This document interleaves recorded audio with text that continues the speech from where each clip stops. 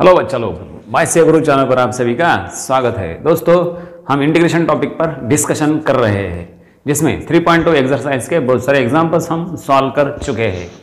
आज कुछ उसी एक्सरसाइज से एग्जाम्पल्स हम लेने वाले हैं। एग्जाम्पल शुरू करने से पहले आज जो चैनल पर नए हैं वो प्लीज़ चैनल को सब्सक्राइब करें, ताकि आने वाले वीडियोज़ का नोटिफिकेशन आपको मिलता रहे। चलिए दोस्तों, शुरू करते हैं आज का discussion.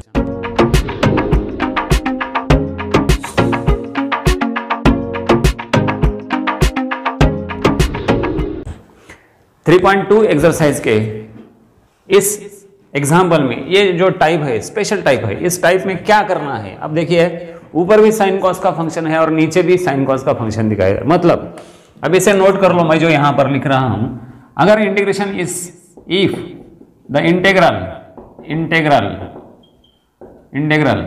Is in the form of अगर इंटीग्रल इस फॉर्म में होता है, कौन से फॉर्म में, a sin x plus b cos x upon c sin x plus d cos x, इस फॉर्म में अगर इंटीग्रेशन होता है, या फिर इस फॉर्म में, और integration of a e raised to x, कुछ भी ले लो, कैपिटल ले लो, स्मॉल ले लो, so a e raised to x plus b upon c e raised to x plus d, so a b c d this are the constants, remember.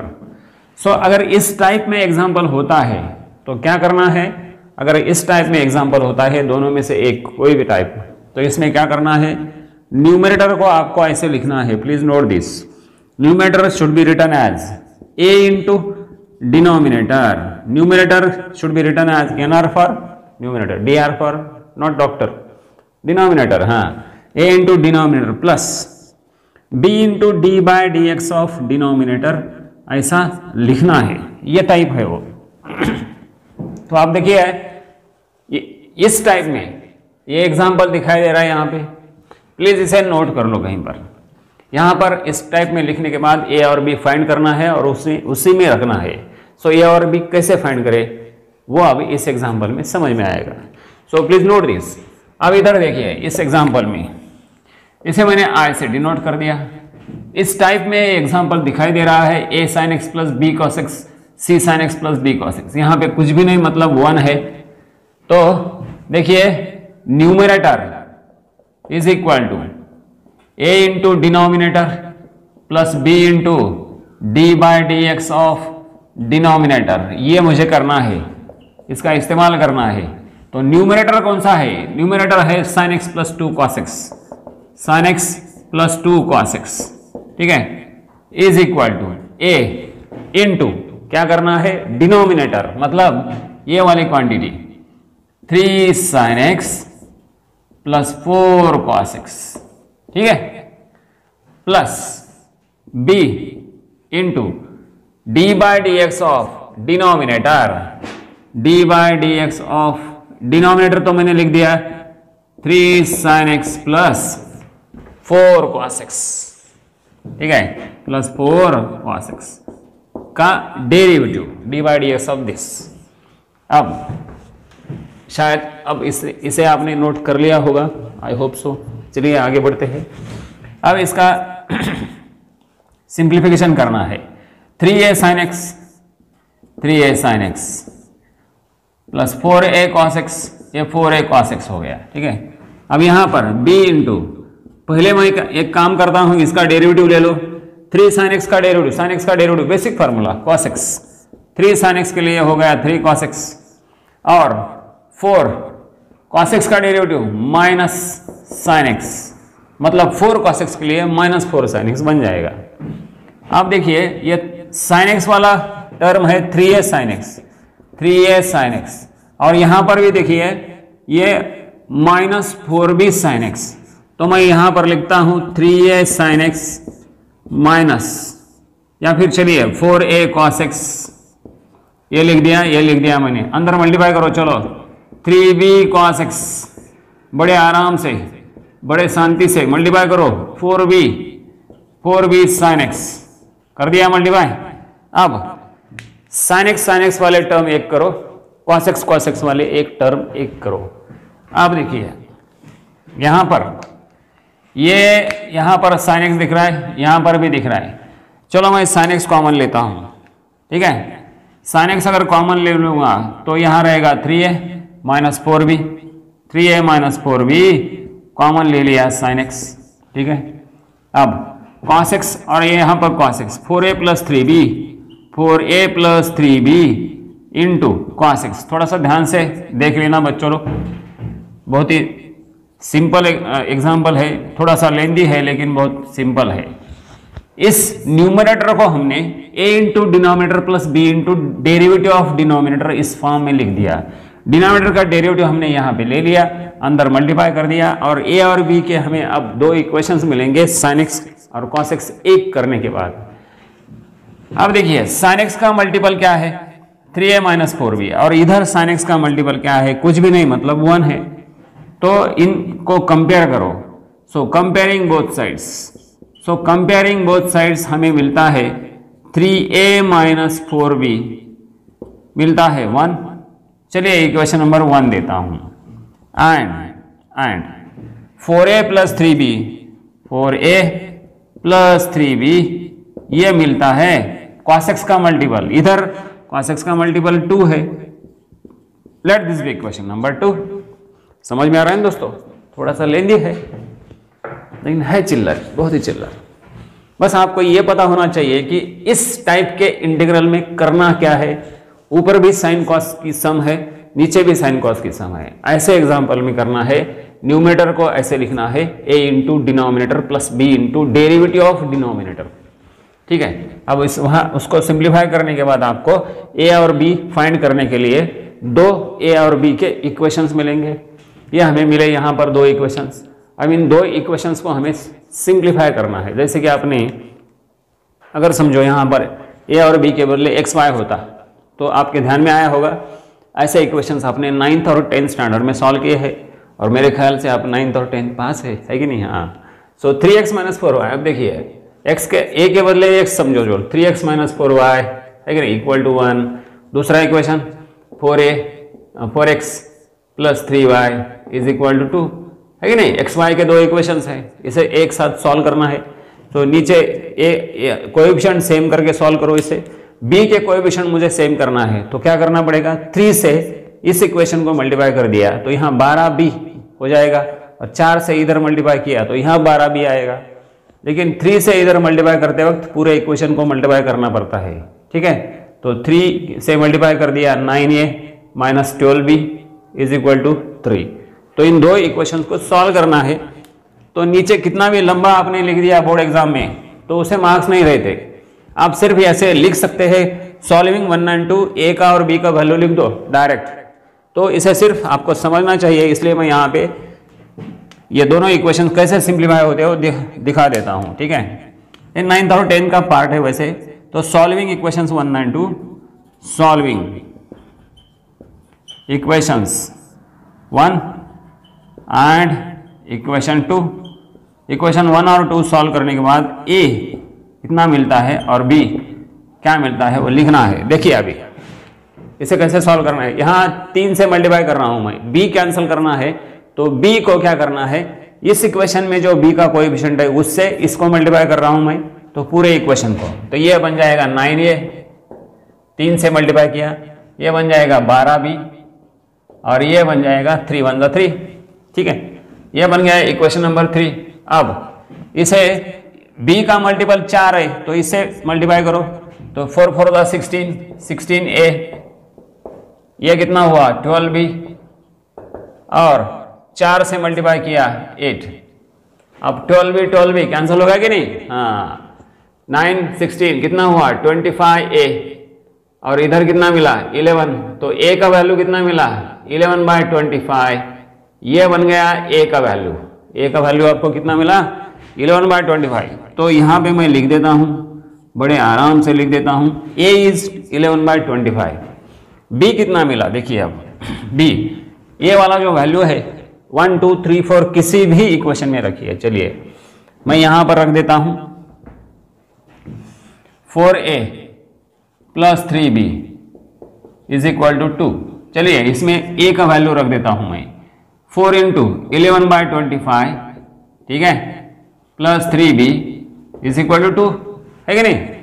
ये तो आपको पता है। 3b is equal to 2 minus क्या करना है, 11 4 जा 44, 11 4 जा 44/25 था, इसे मैं उधर शिफ्ट कर देता हूं 44/25, है कि नहीं? अब ये 44/25 कहां से आ गया, यहां से 11 4 जा 44 अपॉन 25, इसे उधर शिफ्ट कर दिया, साइड बदल दी तो साइन भी बदल गया। अब इस फ्रैक्शन को सॉल्व कर दो, ये 25 इधर आएगा 50, 50 माइनस 44, एकदम बेसिक पार्ट है ये तो आपको आना ही चाहिए। 56/25। अब ये बन गया 3b, तो आपको b निकालना है, ये 3 नीचे जाएगा, राइट, 6/25 और ये 3 नीचे आएगा, तो 3 1 जा 3 2 जा, ऊपर रहा 2, नीचे रहा 25, 2/25, this is the value of b। तो मैं यहां पे लिख देता हूं 2/25। यहां तक आपके ध्यान में आया ही होगा। अब आगे क्या करना है, बस ये जो a और b मिला तो इसमें रखना है आपको, राइट, इसमें आपको रखना है, इसमें ये न्यूमरेटर है ना, इस न्यूमरेटर के जगह पर अब ऐसा लिखना है ना आपको, तो a के बदले जो आया वो लिख दो, b के बदले जो भी मिला है वो लिख दो, तो आपका कल्याण हो जाएगा। चलिए मैं रख देता हूं अभी a और b के वैल्यूज, तो आपको सॉल्यूशन क्या मिलता है, अब देखिए, so I is equal to integration a, numerator था ना, इस न्यूमरेटर को, इसको मतलब इस न्यूमरेटर को मैं ऐसे लिखने वाला हूं, a इंटू दिस, a मतलब 11/25, तो 11/25 into 3 sin x plus 4 cos x, 3 sin x plus 4 cos x, ठीक है, प्लस b क्या है 2/25, ये हो गया 2/25 इंटू डेरिवेटिव ऑफ डिनोमिनेटर दिखना है, या तो आप डेरिवेटिव भी लिख सकते हैं ये, या फिर ऐसे ही लिखो d/dx ऑफ, वो भी चलेगा, उसका फायदा है, बता देता हूं मैं, d/dx of what, 3 sin x plus 4 cos x, ठीक है, ये बंद कर देता हूं dx, ठीक है। अब होल थिंग डिवाइडेड बाय ये 3 sin x plus 4 cos x लिख दो, 3 sin x plus 4 cos x। यहां तक समझ में आ गया दोस्तों? मैं फिर से बता देता हूं, ये जो न्यूमरेटर था इसे हम ऐसा लिख रहे हैं a इंटू व्हाट, डिनोमिनेटर, ये डिनोमिनेटर, ठीक है, प्लस b का वैल्यू हमने निकाला है 2/25, 2/25 उठाया, इसमें रख दिया, इंटू d/dx ऑफ डिनोमिनेटर का डेरिवेटिव डिवाइडेड बाय डिनोमिनेटर। अब डिनोमिनेटर सेपरेट कर दो, डिनोमिनेटर सेपरेट करेंगे तो क्या होगा, आप देखिए 11/25 into 3 sin x plus 4 cos x, ठीक है, dx अपॉन ये वाला 3 sin x plus 4 cos x, ठीक है, प्लस 2/25, ये 2/25 कांस्टेंट, इसे भी आप बाहर लिख सकते हैं 11/25, ठीक है, इंटू इंटीग्रेशन ऑफ दिस। अब 2/25 यहां पर लिखूंगा d/dx of 3 sin x plus 4 cos x, ठीक है, dx upon 3 sin x plus 4 cos x, 3 sin x plus 4 cos x। आप सोच रहे होंगे यहां पर डेरिवेटिव क्यों नहीं लिया, जरूरत नहीं है, अब बता देता हूं मैं आपको क्या करना है। अब देखिए, अब फाइनल आंसर तक हम पहुंच गए हैं, ये बन जाएगा I इज इक्वल टू 11/25, यहां पर कुछ भी नहीं बचा, सेम क्वांटिटी दिखाई दे रही है यहां पर, सो 3 sin x plus 4 cos x, ये ब्रैकेट ही कैंसिल हो गया।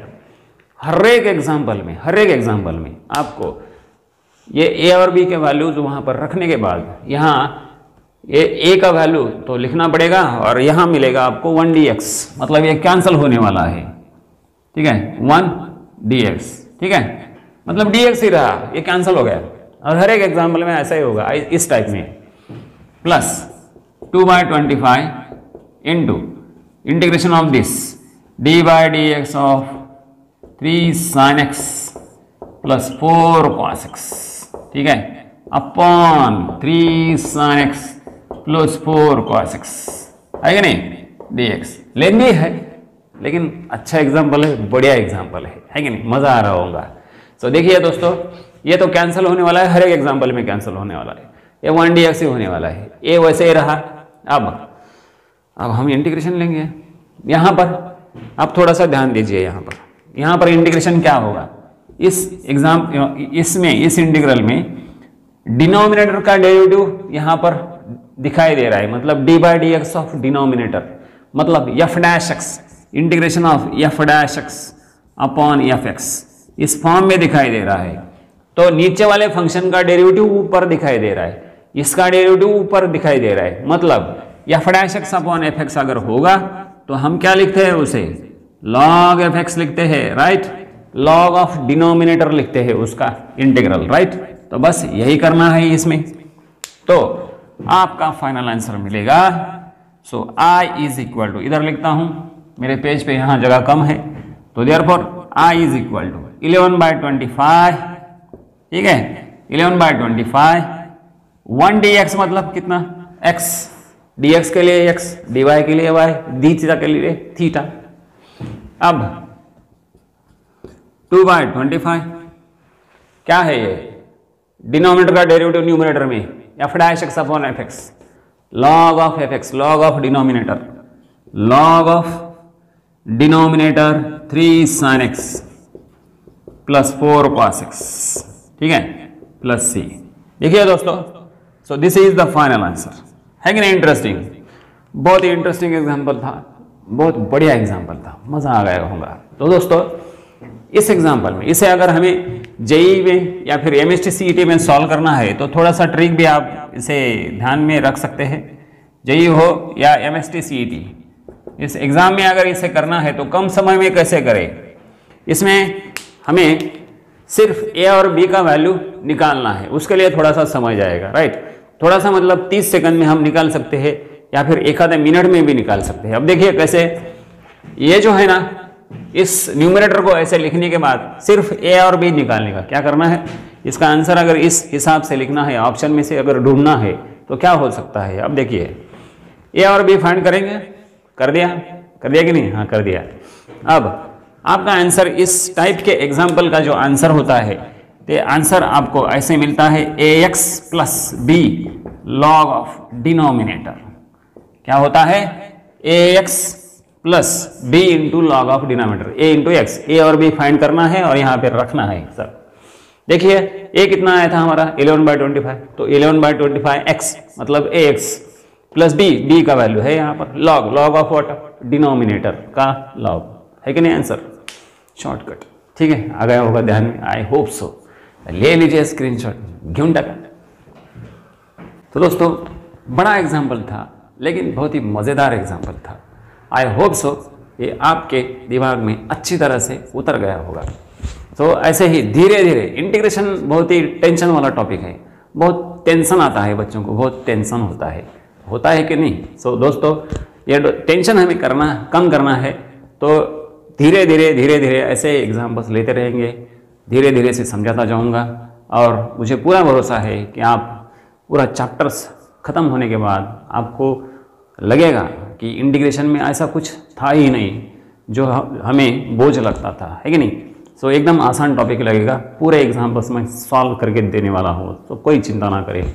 सो बिंदास आप चिंता मुक्त रहिए, टेंशन लेस रहिए, कोई टेंशन लेने की ज़रूरत नहीं है।